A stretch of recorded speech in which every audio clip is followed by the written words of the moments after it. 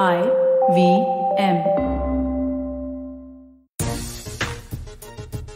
IVM podcast के सभी दर्शकों को सभी हमारे श्रोताओं को सबसे पहले नवरात्रि की ढेर सारी शुभकामनाएं। हम सभी उम्मीद कर रहे हैं कि हिंदी कैलेंडर का ये जो नया साल शुरू हो रहा है आप सभी के लिए बहुत मंगलमय हो, आपके परिवार के लिए बहुत अच्छा हो, क्योंकि जिस तरह से ये कोरोना धीरे धीरे बढ़ रहा है, सबसे पहले दुआएं बहुत ज्यादा जरूरी है। और खासकर से जिस तरह से हमारा देश इस समय इस लड़ाई में इस आगे चल रहा है और जिस तरह से कोरोना के खिलाफ वैक्सीन आई है और उसके बाद जिस तरह से लोग एकजुट होकर इस लड़ाई में बराबर शरीक हो रहे हैं, उन सभी लोगों को ढेर सारी शुभकामनाएं। और साथ ही हमारे साथ हमारे क्रिकेट एक्सपर्ट भी जुड़ गए हैं, सबा करीम, पूर्व क्रिकेटर और पूर्व सिलेक्टर। सबा भाई, नवरात्रि आज से शुरू हो रही है और हिंदी कैलेंडर में कहते हैं कि नया साल होता है और नए साल का आगाज बहुत बेहतर तरीके से हुआ है, खासतौर से क्रिकेट के मैदान पर।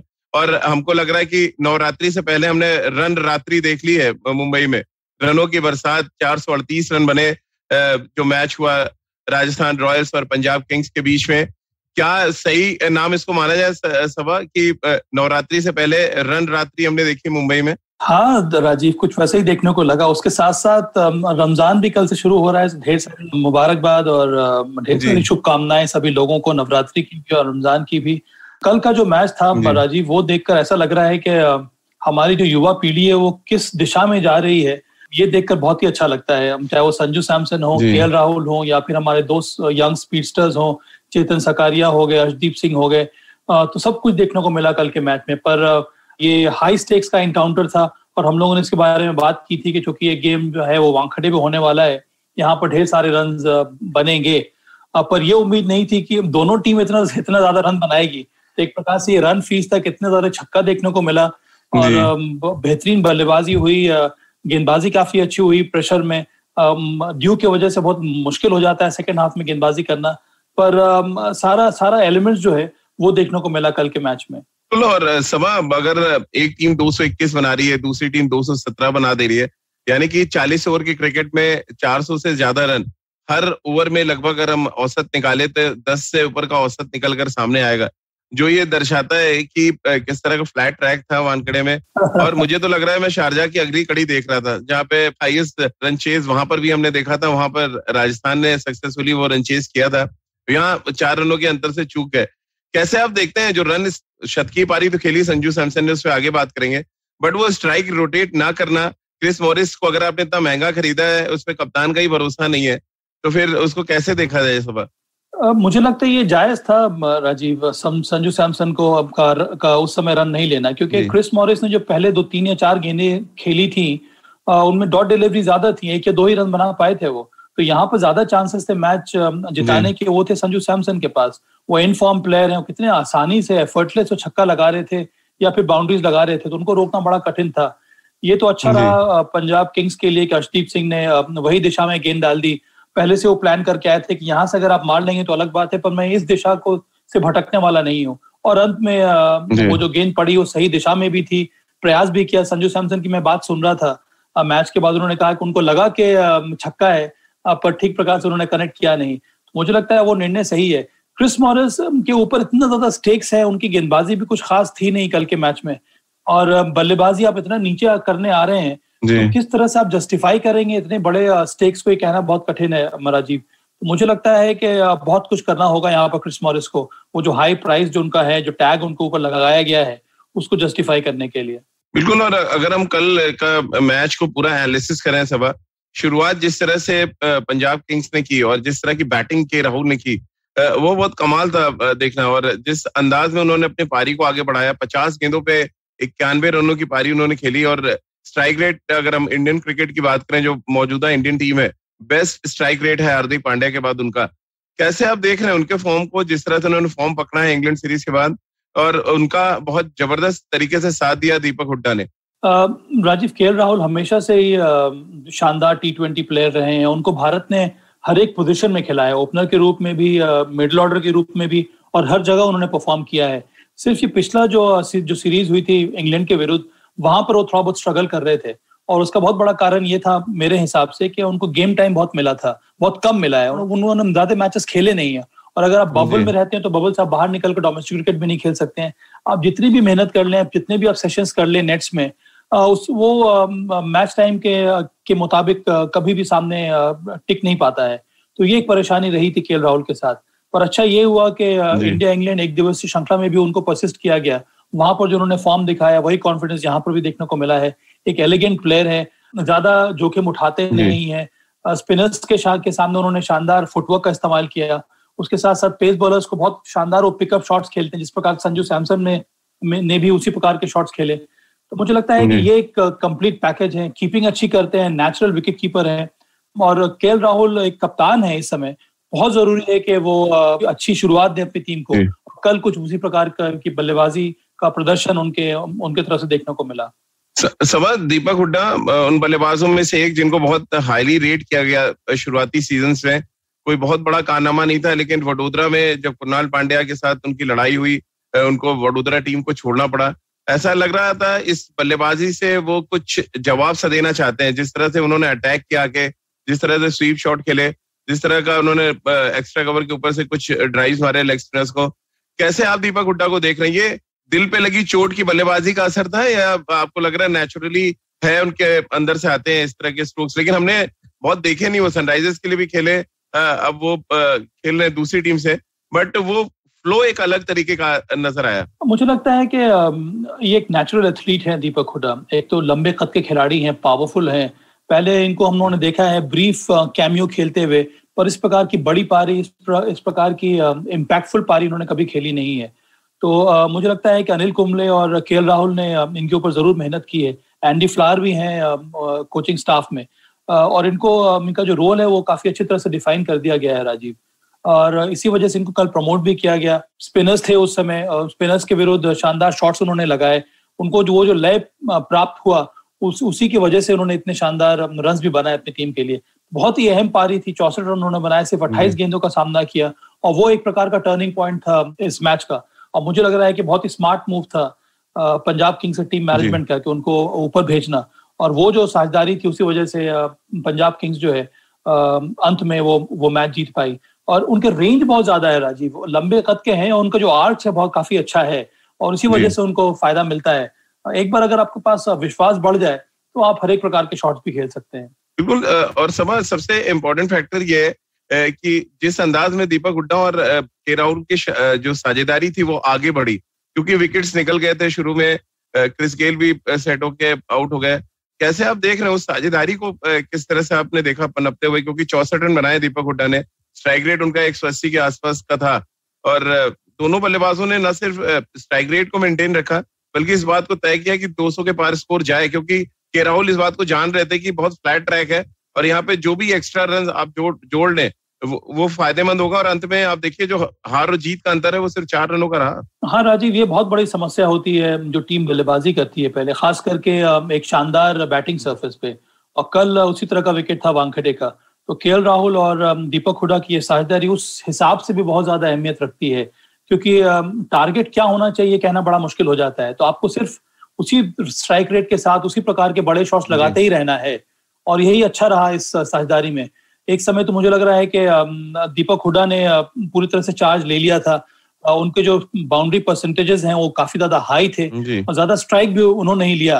पर एक बार जब दीपक हुड्डा आउट हो गया, उसके बाद फिर केएल राहुल ने कंट्रोल अपने पास ले लिया। तो मुझे लगता है कि इस प्रकार का जो कॉम्बिनेशन है, इस प्रकार की जो माइंडसेट है, उसी का फायदा मिला कल केएल राहुल और दीपक हुड्डा को। क्योंकि अच्छा तो ये होता है कि दोनों तरफ से बड़े बड़े शॉट्स लगाए जाए, पर अगर आपके पास स्ट्राइक नहीं आ रही है तो कम से कम एक प्लेयर जो है उसको बड़े शॉट्स लगाने होंगे, जो कि दीपक हुड्डा ने कल किया।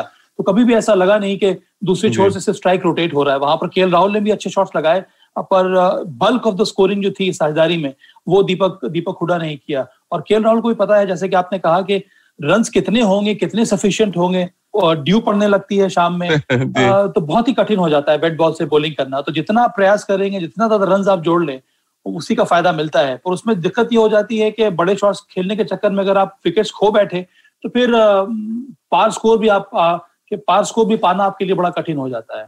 जी बिल्कुल। और सबा, अगर आपने बाउंड्री हिटिंग की बात की, 24 छक्के लगे कल के मैच में और 49 चौके लगे, जो ये दर्शाता है कि अगर मैदान छोटा है और फ्लैट ट्रैक है तो फिर डोमिनेशन जो है बैट्समैनों का नजर आएगा। और मजे की बात यह एक बार फिर इंडियन बैट्समैनों का डोमिनेशन था। सबा 438 रन टोटल बने, 356 रन भारतीय बल्लेबाजों ने बनाए इस मैच में।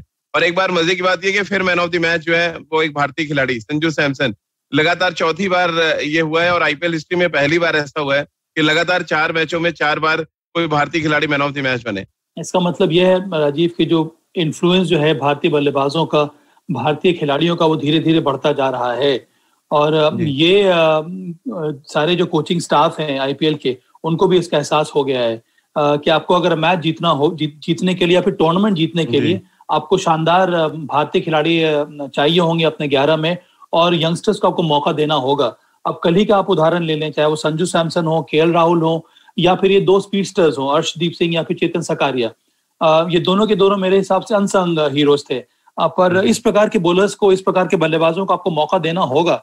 मुझे ये अच्छा लग रहा है इस आईपीएल में कि इस बार जो हमारे जो फॉरेन कोचेस हैं उनको भी एहसास हो गया। चलिए, भारतीय कोचेस हैं, उनको पता है कि अपने यंगस्टर्स कैसा करेंगे, पर फॉरेन कोचेस को ये बात समझ में आ जाना, इसका एहसास होना, ये बहुत ज्यादा जरूरी होता है आईपीएल के सक्सेस के लिए। तो मुझे तो ये देखकर काफी अच्छा लग रहा है और ये दिखा रहा है कि दबदबा अंतर्राष्ट्रीय क्रिकेट में भारतीय खिलाड़ियों का कितना ज्यादा बढ़ता जा रहा है। जी बिल्कुल। और सबसे इम्पोर्टेंट फैक्टर सभा ये भी रहा है इस मैच में कि जिस तरह की आप लगातार चर्चा कर रहे हैं कि हमारे जो यंग फास्ट बॉलर्स है उनका एक पूल है और वो पूल थोड़ा सा और बढ़ता हुआ आपको नजर आया। अगर हम हर्षल पटेल की गेंदबाजी की जिक्र कर रहे हैं, हम ओवैस खान की गेंदबाजी का जिक्र कर रहे हैं, तो आज हम चेतन सकारिया और अर्शदीप सिंह की गेंदबाजी पे बातचीत कर रहे हैं। और ये पूल जो बढ़ रहा है उसका कितना एडवांटेज आप इंडियन क्रिकेट के लिए देख रहे हैं, क्योंकि जैसे जैसे ये आईपीएल आगे बढ़ेगा ये पूल मुझे लग रहा है और थोड़ा बड़ा होता चला जाएगा पेस बॉलर्स का। जरूर बड़ा होगा राजीव। मुझे लगता है कि इसके पहले हम लोगों ने कई सारे सक्सेस स्टोरीज देखे हैं आईपीएल से। अब टी नटराजन का ही उदाहरण हम ले लें, इसके पहले वो तमिलनाडु लीग में खेल रहे थे, वहां से उनका चयन हुआ आईपीएल की टीम में, आईपीएल में उन्होंने अच्छा परफॉर्मेंस किया, यहाँ से उनका चयन हो गया भारतीय टीम में। तो ये जो हमारे यंग सीमर्स जो आ रहे हैं वो इस प्रकार के सक्सेस स्टोरी को देखकर बहुत कुछ सीख रहे हैं। उनको भी ये लगता है कि अगर वो अच्छा परफॉर्म करेंगे आईपीएल में तो फिर ऊपर की जो सीढ़ी है उनके लिए आसान हो जाएगी, फिर वो भी जाकर भारतीय टीम के लिए खेल सकते हैं। तो ज्यादा जोश नजर आ रहा है, ज्यादा तैयारी करके हमारे युवा प्लेयर्स आ रहे हैं, यंग जो पेस बॉलर्स आ रहे हैं उनमें मिशन काफी ज्यादा देखने को मिल रहा है। तो अब सिर्फ टी नटराजन ही नहीं है, कई सारे ऐसे यंग स्पीडस्टर आ रहे हैं जिनके पास यॉर्कर भी वो डाल सकते हैं, डिस्गाइज वेरिएशंस है उनके पास, स्लोअर डिलीवरी है, नकल बॉल है। आपने देखा हर्षल पटेल को, चेतन सकारिया, अर्शदीप सिंह। और सबसे बड़ी बात यह है कि अब जो आईपीएल की टीम्स हैं वो ये जो इस प्रकार के जो मीडियम पेसर्स हैं जिनमें इतना ज्यादा मिश्रण है उन पर भरोसा दिखा रहे हैं, क्योंकि विकेट इतना शानदार हो गया है राजीव, एक तरह का बेल्टर है कि यहाँ पर गति से आपको कोई काम होने वाला नहीं है।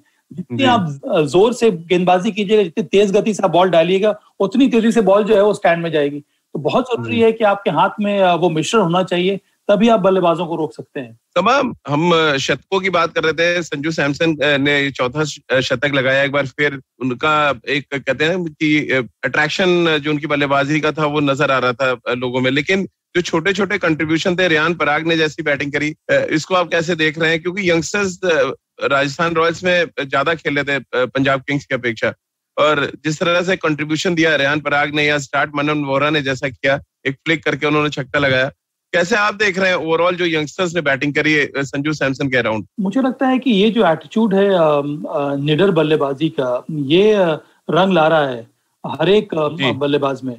और दूसरी बात ये भी है राजीव की, अब ये जो है T20 का फॉर्मेट कुछ इस प्रकार का है कि यहाँ पर कंसोलिडेट करने की आवश्यकता है नहीं। अगर आपके बल्लेबाजी में गहराई है, अगर आपको अपने शॉट्स खेलने की एबिलिटी में विश्वास है, तो आपको जाकर शॉट्स खेलने होंगे। मनन वोरा ने यही किया, रेयान पराग ने यही किया, दूसरी छोर से दीपक हुडा ने यही किया। मुझे लगता है कि ये जो फियरलेस एटीट्यूड है उसका फायदा हमारे यंग बल्लेबाजों को भी मिल रहा है।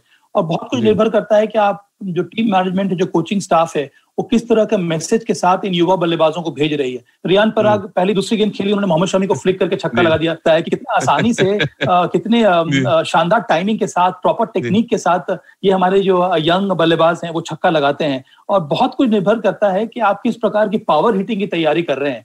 ये सभी प्लेयर जो है घंटों गुजार देते हैं अभ्यास में पावर हिटिंग के लिए राजीव। जी, सबब क्योंकि विकेट कीपर्स का ऐसा लग रहा है जलवा देखने को मिल रहा है पूरे इस आईपीएल में।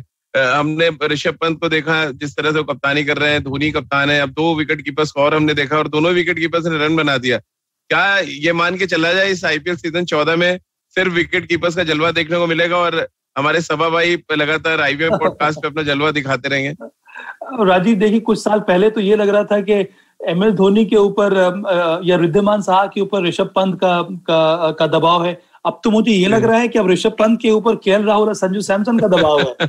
अब स्थिति कुछ अजीब प्रकार की बनकर उभर रही है। अब आने वाले समय में और कौन कीपर है मुझे ध्यान लगाना पड़ेगा, पर ये हमारे पास 3 या 4 शानदार ऑप्शंस अवेलेबल हैं। संजू सैमसन को मौका मिला है अंतर्राष्ट्रीय क्रिकेट खेलने का, वहां पर उन्होंने उतना अच्छा प्रदर्शन दिया नहीं है। मुझे लगता है कि इतना ज्यादा कंपटीशन हो गया है कि अगर एक खिलाड़ी 1 या 2 मैच में अच्छा भी नहीं करता है तो हम जैसे लोग भी बात करने लगते हैं कि अरे भाई दूसरों को खिला दिया जाए। पर कुछ हद तक कंटिन्यूटी की भी जरूरत होती है। संजू सैमसन के बारे में मुझे हमेशा ये लग रहा है, हर आईपीएल में आप देखेंगे उनकी 1 या 2 पारियां अच्छी रहती हैं, पर मुझे मैं ये एक्सपेक्ट कर रहा हूँ इस बार, और मुझे बहुत सारी उम्मीद है संजू सैमसन से कि इस बार उनको और ज्यादा निरंतरता के साथ इस प्रकार की पारियां खेलनी होंगी। और एक बार चूंकि वो कप्तान हैं तो और ज्यादा रिस्पॉन्सिबिलिटी के साथ अगर वो बल्लेबाजी करेंगे, जितना टैलेंट है उनमें, जिस प्रकार का हुनर है उनमें, जिस प्रकार के उनके पास स्किल सेट हैं, और अच्छी पारियां और इस प्रकार की मैच विनिंग परफॉर्मेंसेस उनके बल्ले से जरूर देखने को मिलेंगे। कीपर का फायदा बहुत ज्यादा होता है राजीव, आपके पास वो इंटेलिजेंस है, वो स्मार्टनेस रहती है, आप गेम को समझ सकते हैं काफी आसानी से, और यही हम लोगों को देखने को मिल रहा है। तमाम आज के मैच में चर्चा करें उससे पहले एक सवाल और वो भी विकेट कीपर पे है, क्योंकि कुमार संगकारा जुड़े हैं राजस्थान रॉयल्स के साथ एज अ डायरेक्टर। उनकी प्रेजेंस किस तरह से फायदा पहुंचाएगी राजस्थान रॉयल्स को? उनकी क्रिकेटिंग ब्रेन के बारे में हर कोई बात करता है और जितने शानदार वो बल्लेबाज रहे हैं, कैसे आप देख रहे हैं कुमार संगकारा का रोल जो है राजस्थान रॉयल्स के साथ? राजीव, मुझे लगता है कि जिस तरह से मुंबई इंडियंस ने महिला जयवर्धने को इस्तेमाल किया है, उसी प्रकार से मुझे लग रहा है कि राजस्थान रॉयल्स की भी नीति है, क्योंकि ये दोनों हार्ड वर्किंग क्रिकेटर्स हैं। इन दोनों को बहुत ज्यादा परख है अंतर्राष्ट्रीय क्रिकेट की, मल्टी फॉर्मेट में ये शानदार खिलाड़ी रह चुके हैं, और जो कम्युनिकेशन लेवल्स हैं इन दोनों का बहुत ज्यादा ऊंचा है। और मेरे पास मौका मिला है कई बार इन दोनों ही खिलाड़ियों से बातचीत करने का। इन दोनों में गेम सेंस, वो इंटेलिजेंस, वो यंगस्टर्स को किस तरह से इंस्पायर करना, जो अंतर्राष्ट्रीय प्लेयर्स हैं उनको उनके साथ किस तरह से डील करना, ये सारी चीजें इन दोनों ही कोचेस में नजर आती है। और इसी वजह से मुझे लगता है कि संगकारा का रोल बहुत ज्यादा इंपॉर्टेंट रहेगा। उनकी बातें मैंने सुनी, जो उन्होंने पहले ट्रेनिंग सेशन जो हुआ था राजस्थान रॉयल्स में, जिस तरह से उन्होंने कम्युनिकेट किया अपने मेंबर्स के साथ, खिलाड़ियों को वो यही बता रहे थे कि एटीट्यूड बहुत जरूरी है और एफर्ट बहुत जरूरी है। अगर आप ये दोनों चीजें लेकर हर एक प्रैक्टिस सेशन में, हर एक मैच में उतरेंगे, तो फिर जो सक्सेस है जरूर आपके पास आएगी। तो मुझे लगता है कि इस प्रकार का अगर कम्युनिकेशन वो बनाकर रखते हैं खिलाड़ियों के साथ, उसका फायदा जरूर मिलेगा राजस्थान रॉयल्स को, विशेष करके यंगस्टर्स को। चलिए, मुंबई में रनों की बरसात देखने को मिली, और अब बड़ा सवाल यही है कि मंगलवार के दिन यानी कि आईपीएल सीजन 14 के 5वें मुकाबले में क्या एक और रनों की बरसात देखने को मिलेगी या फिरकी का बोलबाला देखने को मिलेगा? क्योंकि चेन्नई के मैदान पर मैच है और 2 बड़ी टीमें मैदान पर होंगी। एक टीम अपना पहला मैच हार गई है यानी मुंबई इंडियंस, और दूसरी टीम की बात करें कोलकाता नाइट राइडर्स, जो सभा की फेवरेट है, वो अपना पहला मैच जीते हैं और उनके पास सभी असलहे जिसके दम पर वो चेन्नई की पिच का ज्यादा बेहतर फायदा उठा सकते हैं। लेकिन सभा साइकोलॉजिकली जाए और आईपीएल के इतिहास के पन्ने पलटे तो दोनों टीमों के बीच 27 मुकाबले हुए हैं और उनमें से 21 मुकाबला कोलकाता हार गई है। तो ये थोड़ा सा डराने वाले स्टैट्स हैं कोलकाता नाइट राइडर्स के लिए, और आप क्योंकि कोलकाता नाइट राइडर्स को सपोर्ट करते हैं तो आपके लिए भी थोड़े से आंकड़े डराने वाले होंगे। देखिए, मुझे हमेशा कभी भी आंकड़ों पर विश्वास रहा नहीं है, और ये जो खिलाड़ी मैदान में उतरते हैं वो भूल जाते हैं कि पिछले वाले मैच में क्या हुआ था। आप जब मैदान में उतर गए हैं तो आप किसी भी बैगेज के साथ मैदान में नहीं उतर सकते हैं। आपकी माइंड की क्लैरिटी बहुत जरूरी है, और केकेआर को इन्हीं सब बातों पर विश्वास रखना होगा। निस्संदेह मुंबई इंडियंस एक शानदार टीम है, 5 बार वो आईपीएल के चैंपियन साइड हैं, उनके पास इतने शानदार मैच विनर्स हैं, इतने शानदार रिसोर्सेस हैं, उनको हराना बहुत कठिन होगा। पर मुझे ये लगता है कि चेन्नई का जो विकेट है वहां पर थोड़ी और ज्यादा मेहनत करनी होगी मुंबई इंडियंस को मैच जीतने के लिए, क्योंकि उनका भरोसा रहता है लोअर मिडिल ऑर्डर के ऊपर। पर जब तक लोअर मिडिल ऑर्डर आएगा बल्लेबाजी करने के लिए, तब तक विकेट और ज्यादा ग्रिप करने लगता है। मैं बात कर रहा हूँ इस समय, अगर आप पहले बल्लेबाजी कर रहे हैं तो तो इसीलिए बहुत ज्यादा आवश्यक है कि आपको जो टॉप ऑर्डर है वो तेज गति से रन बनाए। उनमें और ज्यादा मुझे लगता है कि फोर्सफुली बल्लेबाजी करनी होगी। यहाँ पर रोहित शर्मा हो गया, आज डिकॉक आ रहे हैं, उनको मौका मिलेगा, सूर्य कुमार यादव और ईशान किशन, ये जो 4 प्लेयर्स हैं उनका महत्व बहुत ज्यादा बढ़ जाता है। और अगर मुंबई इंडियंस को अच्छा प्लेटफॉर्म मिल गया इन 4 बल्लेबाजों द्वारा, तब मुझे विश्वास है कि लोअर मिडिल ऑर्डर भी क्लिक करेगा और एक बड़ा स्कोर खड़ा कर सकता है। चेन्नई का जो विकेट है वहां पर ऐसे बॉलर्स की आपको जरूरत होगी जिनमें मिश्रण होगा, पेस बॉलर्स की मैं बात कर रहा हूँ, और ऐसे स्पिनर जिनको थोड़ा बहुत ग्रिप मिले, क्योंकि विकेट थोड़ा स्लो है। यहाँ पर बल्लेबाजी करना या फिर ऑन द राइट शॉट्स खेलना या पिकअप शॉट्स खेलना उतना आसान होगा नहीं। और हर एक जो बॉलर है उसकी कोशिश यही होगी कि ज्यादा मिश्रण के साथ धीमी गति की गेंदें डाले या फिर यॉर्कर डाले। तो इसी वजह से मुझे लग रहा है कि जो रिसोर्सेज की अगर हम बात कर रहे हैं तो केकेआर के पास इस प्रकार के रिसोर्सेज ज्यादा हैं जो चेन्नई के विकेट कंडीशंस को भली भांति एक्सप्लॉइट कर सकते हैं। इसी वजह से मुझे लग रहा है कि थोड़ा बहुत एज रहेगा केकेआर को आज के इस एनकाउंटर में। और मुंबई की इस दफा थोड़ी परेशानी इसलिए भी चल रही है कि हार्दिक पांड्या की इंजरी की खबरें आ रही हैं। उन्होंने पहले मैच में गेंदबाजी भी नहीं की और पोलार्ड बढ़ती उम्र के साथ उनकी गेंदबाजी में धार भी खत्म हो रही है। हमने देखा पोलार्ड को कैसे रिस्ट्रिक्ट किया था उनकी बॉडी पे गेंदबाजी करके, तो थोड़ी बैटिंग भी अफेक्टेड नजर आ रही, क्योंकि लोगों ने पकड़ लिया कि आगे बॉल नहीं डालना है, आप उनके बॉडी पे बॉल डालें, उनको क्रैम्प करें, और अच्छी स्पीड से अगर आप डाल रहे हैं तो फिर वो बड़े पुल शॉट्स नहीं खेल पाते हैं। ये क्या कुछ परेशानियां इनिशियली आपको नजर आई मुंबई इंडियंस की टीम में? हार्दिक का गेंदबाजी न करना, पोलार्ड को जिस तरह से पकड़ा शॉर्ट पिच गेंदबाजी के साथ, उसके अलावा स्पिन गेंदबाजी का कमजोर होना, राहुल चहर और कुणाल पांड्या को अभी भी मैं बाकी टीमों के पास जो स्पिनर्स है उनके मुकाबले में थोड़ा वीक देखता हूँ यहाँ पे। राजीव, अगर आप मुंबई इंडियंस की बॉलिंग अटैक को देखें तो मुझे लगता है कि उनमें 1-2 कमियां हैं। और आपने सही कहा कि हार्दिक पांड्या की इंजरी की वजह से वो परेशानी बढ़ गई है। उम्मीद है कि जल्द से जल्द वो गेंदबाजी करने लगेंगे तो मुझे लगता है और ज्यादा संतुलित हो जाएगी इनकी बॉलिंग अटैक। जो स्पिनर्स हैं, कृणाल पांड्या, वो आपके 5th बॉलर नहीं हो सकते हैं। उनसे अगर आप ये एक्सपेक्ट करेंगे कि 4 ओवर वो हर एक मैच में डालेंगे तो ये होने वाला नहीं है। इसीलिए बहुत जरूरी है कि उनके लिए कोई ना कोई बैकअप बॉलर होना चाहिए। राहुल चहर हालांकि पहले मैच में उन्होंने अच्छी गेंदबाजी नहीं की, या फिर उनके सामने उनकी पिटाई हो गई थी, पर मुझे विश्वास है कि इस युवा लेग स्पिनर में वो काबिलियत है कि वापस आकर वो फिर से अच्छी गेंदबाजी कर सकते हैं। तो ये एक समस्या है मुंबई इंडियंस के पास।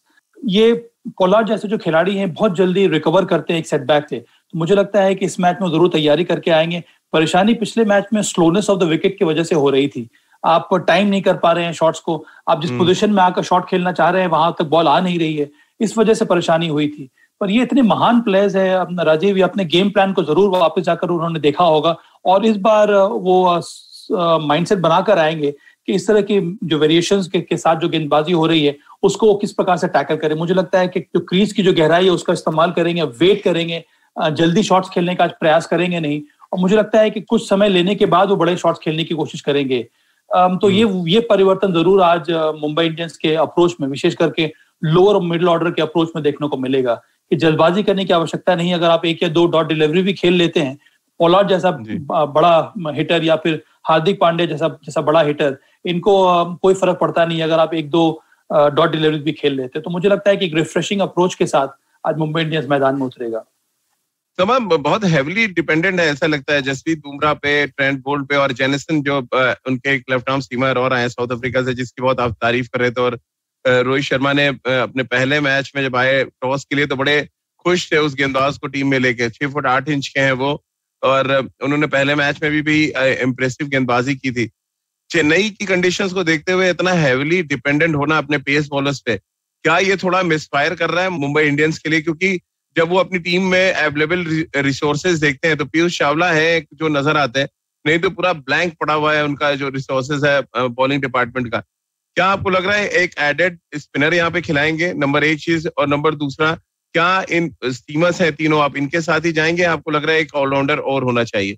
मुझे लगता है कि विकल्प की अगर हम बात करें राजीव, तो एक तो आपके पास पीयूष चावला है, पर अगर आप ध्यान से चेन्नई के विकेट को देखेंगे तो वहां पर स्पिनर्स उतना ज्यादा इफेक्टिव हुए नहीं है। ज्यादा एफिकेसी जो देखने को मिली है वो ऐसे पेस बॉलर्स में रही है जिनके पास मिश्रण ज्यादा है, जो हार्ड लेंथ डालते हैं, जो विकेट को हिट करते हैं स्लोअर डिलीवरी से, जो कटर्स डाल सकते हैं, जो नकल बॉल डाल सकते हैं। इसीलिए मुझे लगता है कि बहुत ध्यानपूर्वक चुनना पड़ेगा मुंबई इंडियंस को अपने 11 को। देखिए, अंत में अगर आप पहले मैच के बारे में बात करें राजीव, तो कठिनाइयां पेश की थी इसी बॉलिंग कॉम्बिनेशन ने। 160 बनाने में भी आरसीबी को बहुत ज्यादा परेशानी हुई थी। तो वहां पर दिक्कत, मुंबई इंडियंस मैच इस वजह से हारा क्योंकि उन्होंने 15-20 रन कम बनाए। अगर वो 15-20 रन और बना लेते तो मुंबई वो मैच जीत सकता था। इसी वजह से मुझे लगता नहीं है कि एक मैच के बाद कुछ ज्यादा परिवर्तन देखने को मिलेगा। हाँ, परिवर्तन देखने जो होना चाहिए वो है उनके अप्रोच में। उनको पता है कि अंतिम के 6 ओवर में उन्होंने रन बनाए नहीं, इसी वजह से उन्होंने वो बड़ा स्कोर खड़ा किया नहीं। तो ये वाले जो इश्यूज हैं उनको वो एड्रेस करने का प्रयास करेगा मुंबई इंडियंस। चलिए, कोलकाता की अगर बात करें, क्योंकि वो पहला मैच जीत के आ रहे हैं, सभा तो कोई बहुत ज्यादा चेंजेस नहीं होंगे। अच्छी बात यह है कि नीतीश राणा बहुत अच्छे फॉर्म में है। राहुल त्रिपाठी ने बहुत जबरदस्त बल्लेबाजी की थी। परेशानी उनके लिए भी चल रही है कि एक तरफ पोलार्ड है तो दूसरी तरफ रसेल है, और रसेल का भी हाल कुछ वैसे ही है जैसा पोलार्ड का है। तो कैसे आप देख रहे हैं ये 2 बड़े T20 फॉर्मेट के बैट्समैन जो नहीं चल पा रहे हैं? उसके बाद फिर हम कोलकाता की स्पिनर्स पे बात करेंगे। करीबन फ्लेवर जो है इन दोनों टीमों में चला नहीं है अभी तक राजीव, चाहे वो पोलार्ड हो या फिर आंद्रे रसेल हो। हालांकि आंद्रे रसेल ने गेंदबाजी अच्छी की थी, अंतिम ओवर उन्होंने शानदार डाला था पिछले मैच में। तो मुझे लगता है कि थोड़ा बहुत और समय देना होगा। आंद्रे रसेल एक शानदार प्लेयर है, पिछला सीजन भी उनका अच्छा नहीं हुआ था इंजरी की वजह से, पर उन्होंने वापसी की है। और मुझे लग रहा है कि थोड़ा और अगर समय गुजारेंगे क्रीज के ऊपर तो फिर उनको भी आसानी होगी बड़े शॉट्स लगाने में। और पोलार्ड की भी कुछ वही हालत है। मुझे लगता है कि समस्या केकेआर के साथ है, वो है उनके कप्तान oven Morgan.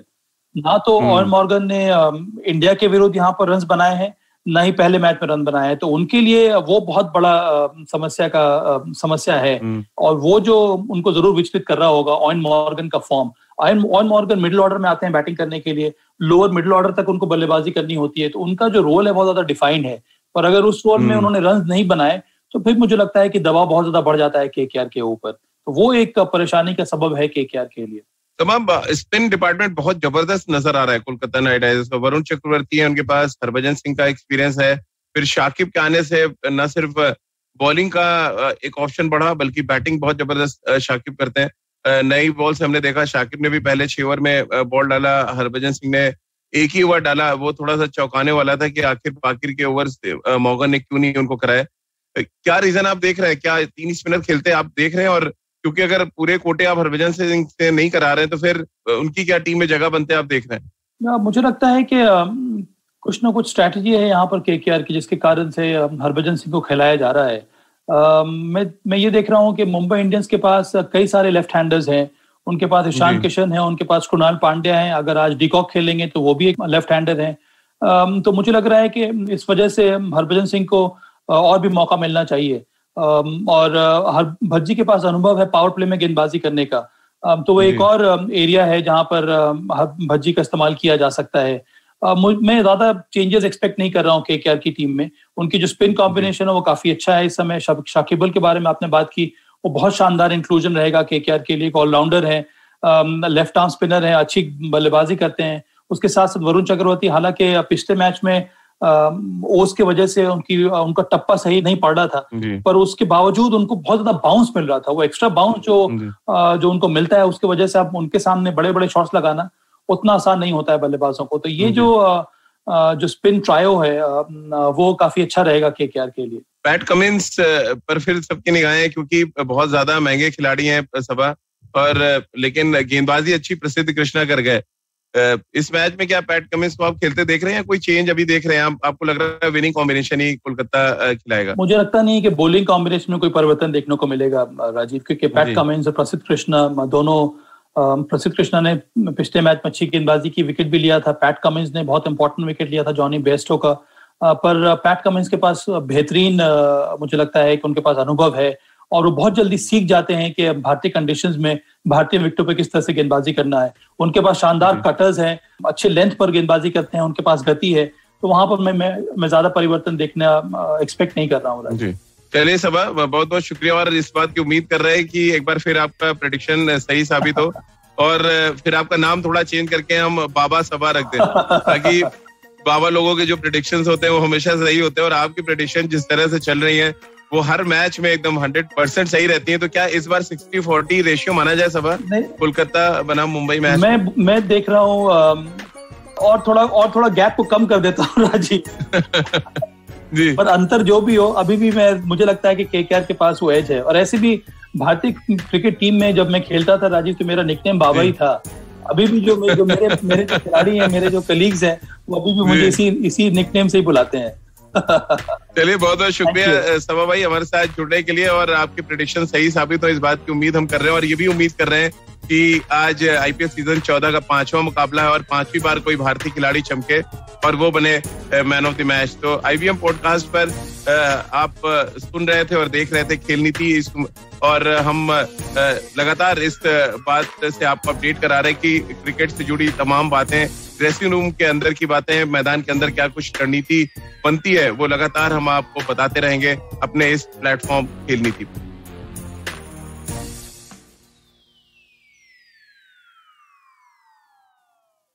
I hope you enjoyed that show.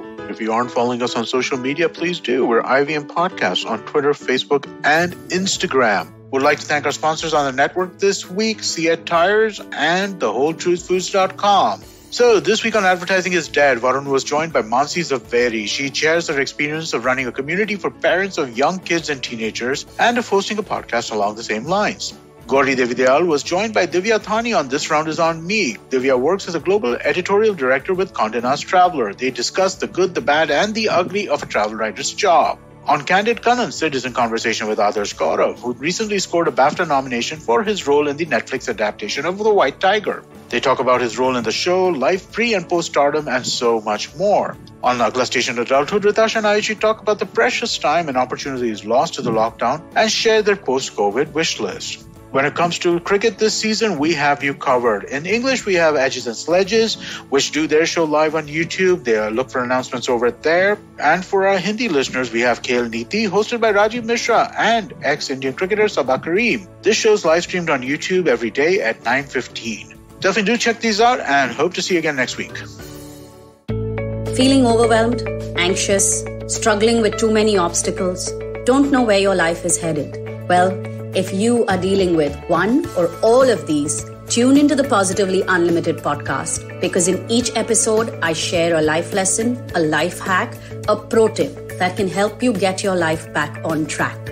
All episodes are available on the IBM website, IBM Podcast app, or wherever it is that you get your podcasts from. If you love cricket, listen up. The Edges and Sledges Cricket Podcast is here for you. Hosted by DJ, Varun, and me, Ashwin, we bring a fun, fresh fan's point of view to talking all things cricket. Sometimes it's just the three of us, sometimes we have guests, including current and former international cricketers. For new episodes every week, check out the Edges and Sledges Cricket Podcast on the IVM app, website, or wherever you get your podcasts.